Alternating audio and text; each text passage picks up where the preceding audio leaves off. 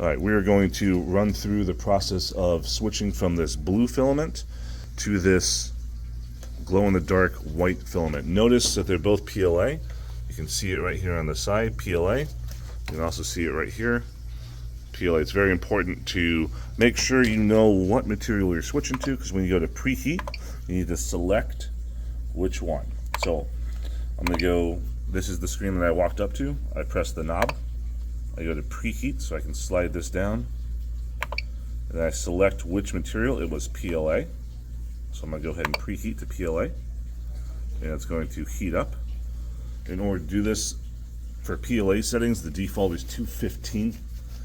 And the bed is going to be really kind of pointless at this point because we're only changing filament. We're not actually doing a print, but the bed at the moment will also preheat to 60. But we really just care about the nozzle, which is that top number. It's currently 83. We're trying to get to 215. Once it hits 215, then we'll be able to unload the blue filament. All right, so we're now about 215. So I'm going to go ahead and press the knob again. Select all the way down to unload filament.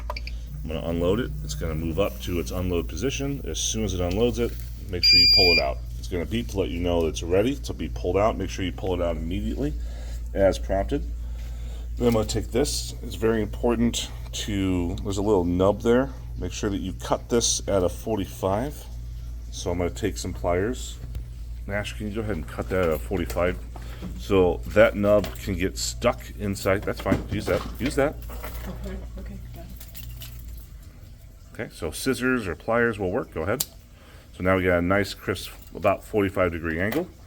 I'm going to go ahead and slide that right on top. There is a sensor that go ahead and detects it.